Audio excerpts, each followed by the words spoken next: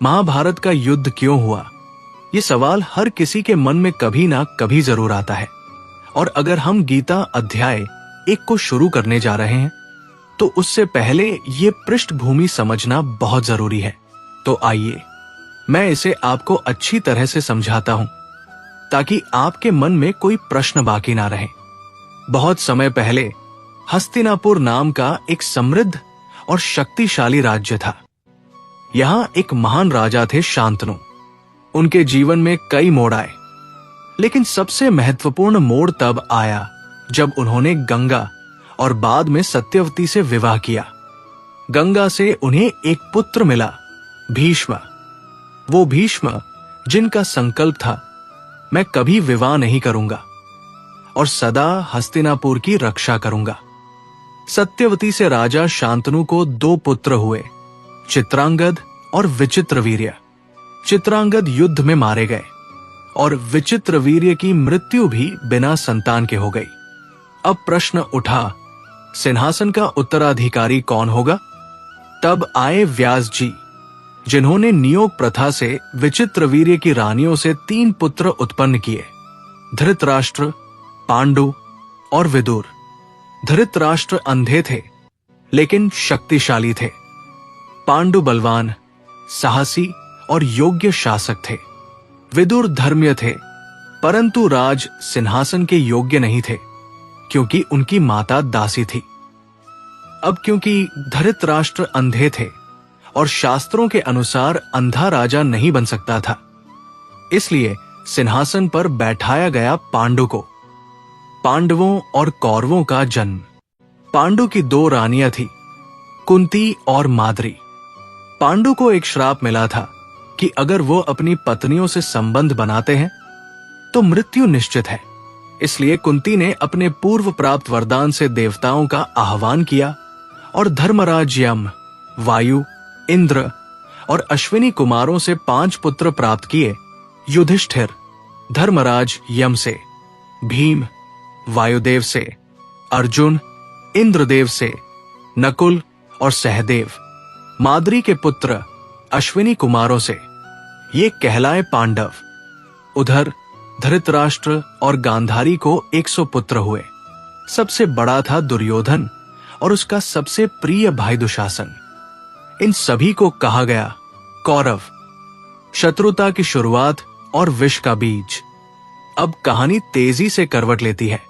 पांडव और कौरव बचपन से ही एक साथ पले बढ़े, लेकिन दुर्योधन के मन में बचपन से ही ईर्ष्या और द्वेष था, खासकर अर्जुन और भीम से। भीष्म पितामह, गुरु द्रोण और कृपाचार्य ने सभी को शस्त्र विद्या सिखाई। अर्जुन बन गए अद्वितीय धनुर्धर, भीम बल का प्रतीक और युधिष्ठिर धैर्य और धर्म का अवतार। जब गुरु द्रोण ने शस्त्र कला की परीक्षा ली तब अर्जुन सबसे आगे निकले, लेकिन द्रोणाचार्य ने एक और शिष्य को बहुत विशेष माना, कर्ण। कर्ण सूर्य पुत्र था, लेकिन वो सूत पुत्र कहलाया और अर्जुन का प्रतिद्वंदी बना। दुर्योधन ने कर्ण को अपनाया और उसे अंग देश का राजा बनाकर अर्जुन के बराबर खड़ा किया। अब ईर्ष्या, राजनीति और अधिकार की लड़ाई शुरू हो चुकी थी। लाक्षागृह से जुए तक षड्यंत्रों की श्रृंखला। दुर्योधन को लगता था कि जब तक पांडव जीवित हैं, उसका सिंहासन सुरक्षित नहीं। इसलिए उसने षड्यंत्र रचा। लाक्षागृह, एक घर जो मोम से बना था, जिसमें पांडवों को जलाकर मारने की योजना थी, लेकिन वे बच गए। इसके बाद पांडव वन में छिपे रहे और वहां अर्जुन ने द्रौपदी का स्वयंवर जीता। फिर हुई द्रौपदी 5 पांडवों की पत्नी। भीष्म और विदुर के आग्रह पर पांडवों को आधा राज्य मिला, इंद्रप्रस्थ। पांडवों ने उसे स्वर्ग जैसा बना दिया। युधिष्ठिर ने वहां राजसूय यज्ञ किया और बन गए सम्राट। बस यही दुर्योधन के घमंड को सहन नहीं हुआ। तब आया पासों का खेल, जहां शकुनी ने चालाकी से युधिष्ठिर को हराया। पांडव हार गए, राज्य, वस्त्र, द्रौपदी तक। द्रौपदी का चीरहरण हुआ, पर श्री कृष्ण ने उसे अपमान से बचाया। वनवास और अंतिम निर्णय। पांडवों को 13 वर्ष का वनवास और 1 वर्ष का अज्ञातवास मिला और वचन था वापसी पर राज्य मिलेगा। लेकिन जब पांडव लौटे, दुर्योधन ने राज्य लौटाने से इनकार कर दिया। पांडवों ने कहा, हमें पूरा राज्य नहीं चाहिए, सिर्फ 5 गांव दे दो। पर दुर्योधन ने उत्तर दिया, सुई की नोक जितनी भी भूमि नहीं दूंगा। क्या श्री कृष्ण युद्ध को रोक सकते थे? क्या उन्होंने प्रयास किया था? हां, श्री कृष्ण ने प्रयास किया था। वो खुद गए हस्तिनापुर शांतिदूत बनकर। उन्होंने धृतराष्ट्र, भीष्म, विदुर और दुर्योधन से कहा, युद्ध मत करो, अन्याय छोड़ो, पांडवों को उनका हक दो। लेकिन दुर्योधन ने साफ कहा, मैं बिना युद्ध के कुछ नहीं दूंगा। चाहे श्री कृष्ण अकेले आकर भी मांगे, मैं नहीं मानूंगा। यहां तक कि दुर्योधन ने श्री कृष्ण को बंदी बनाने की कोशिश की। तब श्री कृष्ण ने अपना विराट स्वरूप दिखाया। पूरे दरबार में दिव्यता बिखर गई और तब हुआ निर्णय, युद्ध होगा। धर्म और अधर्म, न्याय और अन्याय के बीच अब कोई समझौता संभव नहीं था। अब केवल युद्ध ही शेष था। 18 अक्षौहिणी सेना, 2 पक्ष, एक रणभूमि, कुरुक्षेत्र। यहीं से श्रीमद् भगवद गीता की शुरुआत होती है। तो चलिए अब हम बढ़ते हैं भाग 2 की ओर, जहां हम जानेंगे कि कुरुक्षेत्र के युद्ध में कौन कौन योद्धा थे, कौन किस पक्ष में था, और वो महान क्षण जब अर्जुन का मन हिल गया और तब श्री कृष्ण ने गीता का उपदेश देना शुरू किया। अब समय था महायुद्ध का। कुरुक्षेत्र का मैदान चुना गया, जहां धर्म और अधर्म के बीच का अंतिम फैसला होने वाला था। युद्ध से पहले दोनों पक्षों ने अपने अपने सहयोगी, मित्र और शक्तिशाली राज्यों से समर्थन मांगा। श्री कृष्ण से अर्जुन और दुर्योधन दोनों ने सहायता मांगी। दोनों, अर्जुन और दुर्योधन, द्वारका गए श्री कृष्ण से सहायता मांगने। श्री कृष्ण ने कहा, एक ओर मेरी निरस्त्र भूमिका है, मैं युद्ध नहीं करूंगा, बस सारथी ही बनूंगा, और दूसरी ओर मेरी पूरी नारायणी सेना है। पहले चुनने का अधिकार अर्जुन को था, क्योंकि वो पहले आया। एक सूनी भूमि, धूल से भरी हवा, दूर तक फैला मैदान। ये कोई साधारण युद्ध का मैदान नहीं था। ये वो भूमि थी जहां धर्म और अधर्म आमने सामने खड़े थे। नाम था कुरुक्षेत्र, कुरुवंश की महागाथा का अंतिम अध्याय, जहां एक ओर खड़े थे कौरव, 100 भाइयों की विशाल सेना, सत्ता के मोह में अंधे अन्याय के रास्ते पर, और दूसरी ओर पांडव, 5 भाई, जिनका जीवन संघर्षों की आग में तपते हुए बीता था, लेकिन जिनकी आत्मा धर्म से जुड़ी थी। युद्ध के ठीक पहले का दिन था। हर योद्धा अपनी तलवारें चमका रहा था। रथों के पहिए घूम रहे थे, शंख बज रहे थे। संसार के सबसे बड़े युद्ध की तैयारी पूरी हो चुकी थी। लेकिन इस महायुद्ध की शुरुआत केवल अस्त्रों से नहीं हुई थी। शुरुआत हुई एक सवाल से, एक सवाल जो केवल युद्ध के मैदान में नहीं, बल्कि हर इंसान के भीतर खड़ा होता है जब उसे कोई बड़ा निर्णय लेना होता है। और फिर श्रीमद् भगवद गीता का पहला श्लोक गूंजा, धृतराष्ट्रवाच धर्मक्षेत्रे कुरुक्षेत्रे संवेता युयुत्सव माम काहे पांडवाश्चैव किम कुर्वत संजय। राजा धृतराष्ट्र ने संजय से पूछा, संजय बताओ, जब मेरे और पांडु के पुत्र धर्मक्षेत्र कुरुक्षेत्र में युद्ध की इच्छा से एकत्र हुए तो उन्होंने क्या किया? सिर्फ एक सवाल, लेकिन इस सवाल में छिपा है पूरा अध्याय 1। धृतराष्ट्र अंधे थे, केवल शरीर से ही नहीं, मन से भी। उनके लिए युद्ध सिर्फ एक सत्ता की लड़ाई थी। लेकिन कुरुक्षेत्र केवल युद्ध का मैदान नहीं था, ये आत्मा की परीक्षा का क्षेत्र था। संजय, जो दूर बैठे हुए सब देख पा रहे थे, ऋषि वेदव्यास की कृपा से उन्होंने बताना शुरू किया। उन्होंने बताया कि गुरु द्रोणाचार्य भीष्म पितामह, कर्ण, अश्वत्थामा, दुर्योधन और भी कई महायोद्धा युद्ध भूमि में खड़े थे। हर योद्धा अपनी आखिरी लड़ाई को लेकर तैयार था। दुर्योधन ने गुरु द्रोणाचार्य के पास जाकर पांडवों की सेना की व्यूह रचना बताई। वो भीतर से डरा हुआ था, लेकिन बाहर से उसने साहसी बनने का अभिनय किया। उसकी बातें दर्शाती है कि वो अंदर से जानता था पांडव धर्म की ओर है और सत्य की शक्ति सबसे बड़ी होती है। संजय कहता है, भीष्म पितामह ने शंख बजाया। उनके बाद और भी महारथियों ने शंखनाद किया, मानो पृथ्वी कांप उठी हो। अब पांडवों की ओर से भी श्री कृष्ण ने अपना दिव्य शंख पांचजन्य बजाया।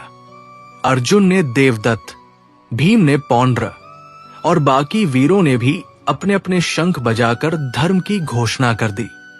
वो कोई साधारण ध्वनि नहीं थी, वो उस संघर्ष की आवाज थी जो हर इंसान अपने भीतर कभी न कभी लड़ता है।